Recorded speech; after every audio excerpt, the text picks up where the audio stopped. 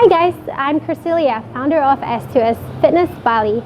Today I'm going to share with you 4 ways to get your mind in a better place and your body to get stronger, a healthier immune system so that you can not just live through the new normal or through this transition, but thrive off it.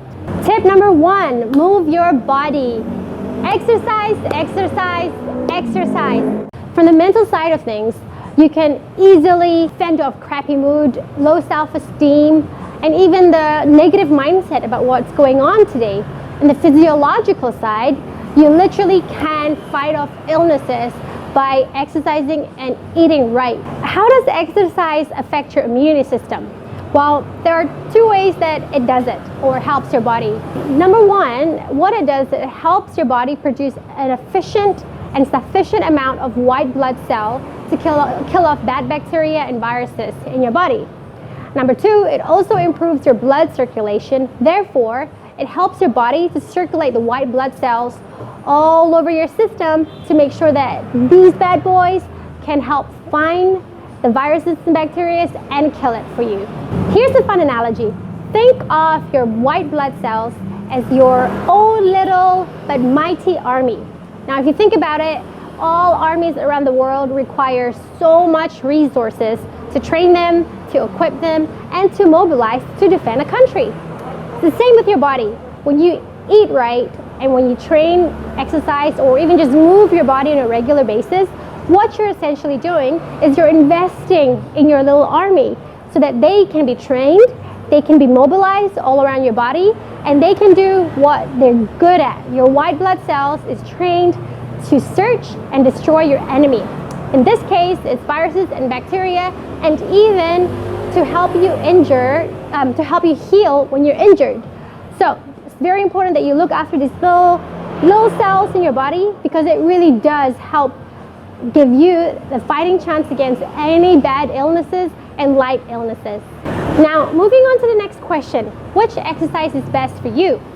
Now, there is no one superior exercise program. No matter what they tell you, there is not one best exercise for everyone. It really all depends on what kind of time commitment you have, what your goals are, and also what your current fitness level is. Now, this brings me to tip number 2, finding your motivation. Now, this is the key to getting results from exercising. Exercise is not one of those things that you can just do one-off and feel results. Consistency is so important in exercising. It takes at least 3 to 6 months for you to see any results from exercising. So you need to make sure that you choose a program or an online workout video that you know you're going to stick to for a while. But if you're struggling to exercise on a consistent basis, or even try to stick to a program that you've allocated to yourself in order to get your first pull-up, your first muscle-up, or that 3-digit back squat PR, then it's likely not the program that you're struggling with. It's likely more the motivational side of it. All those motivational videos out there or tips and tricks on how to work out on a consistent basis may work for someone else, but not for you. So you need to first find out who you are. That is, find out your personality type. The one personality type that I recommend is called the Enneagram personality test. It's been around for a long time, and it's one of the strongest and most researched personality tests out there. So what I'm going to do is I'm going to post a link in our blog, and if you're watching us on YouTube, go into the description and click that link there, or if you're watching IGTV, click on the title above. Here are some examples of personality types and what kind of reward system might be suitable for them. Example number 1 is a personality type called the Achievers. The Achievers, you guys like to do things that has a win-lose situation at the end. So if something is just for a kumbaya exercise, you're likely not going to like it. Another personality type example is the Enthusiast. You guys are generally extroverts, high-spirited, you're playful. You want to tell the world about things that you're doing. So in this case, why don't you make it your goal to produce video content on a weekly or monthly basis about your fitness journey? And so, you want to get famous and fit at the same time, which is great. Maybe you would enjoy your journey to fitness stardom so much that the side effect is you're going to get your fitness goal of either it's weight loss or getting your your 100 kg back squat. Now, another personality type example is called the challenger. This is my husband. You guys are generally deep thinkers, you are a good planner, and you got attention to detail. So in this case, I suggest that you can do things like finding an online workout program or a program from your personal trainer, and commit to something that's long and drawn out and hard and challenging. That's only 3 personality examples that I've come up with. There are 6 others, so a total of 9. As I said, go into our blog, click the link. I highly suggest you do a personality type test just to get to know yourself first. The point is, you want to wake up every day to want to do the exercise. If you don't want to do it every day, it's going to be really hard for you to stick to it for the rest of the year. Tip number 3, take control of your lifestyle. Right now, there are so many things in the world going on that is beyond your control, but there is a few things in your life that you can control yourself, and it will bring about a huge impact on your mind, on your body, and your soul, which will help you have that positive outlook in today's world. Now, what is a lifestyle? Lifestyle really is the accumulation of your daily habits. While the world seems like it's on pause right now, maybe it's a great moment for you to seize this opportunity to take stock of all the habits that you have in your life. Which one do you want to keep and which one do you want to get rid of? So the 2 things is resting and reducing stress. I'm going to start with resting. It's something so simple. It is ingrained in our everyday life, whether you like it or not, but it packs a decent punch when it comes to achieving your health goals and also getting a better mindset. Now, when I talk about resting, there are 2 components of it. One is getting adequate sleep, and number 2 is mental rest. For sleeping, there are tons of researches out there about sleeping. I've read quite a lot, and it varies between 7 to 9 hours. It's a good amount of sleep. But I really want to address more on your mental rest, because this is one of the toughest things for a lot of people. Now, when you're sitting down on the couch during your downtime, you finally have time for a break, and you start scrolling through your phone, you might think that's rest, but it's not rest for your mind. Remember, when you're scrolling through your phone, your brain is still processing information, so you're not quite resting. I suggest that you do one thing that's super hard to do, but really allocate time to put the phone down. There are tons of apps out there that you can download when it comes to sleeping and also getting off your phone that will help you compartmentalize when can you engage with technology and when you don't. The second one is reducing stress. One of the hardest things to do. Hence why I use the word reduce stress, not totally eliminate. Because not one person in this world is immune to have a stress-free life all year round. Stress will come. You will just have to learn how to manage it.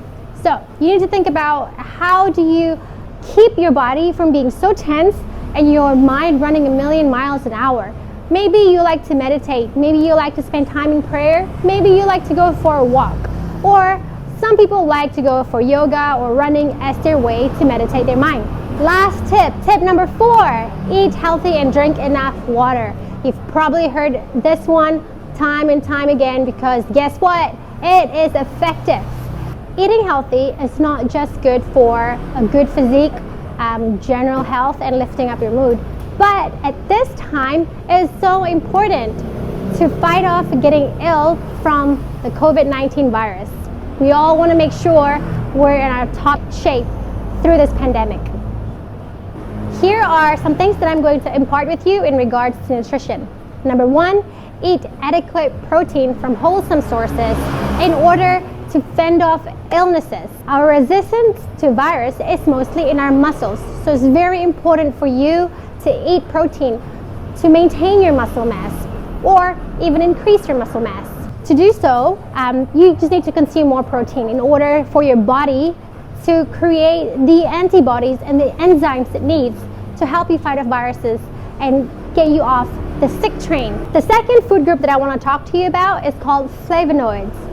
These food groups are usually found in the really bright vegetables and fruits.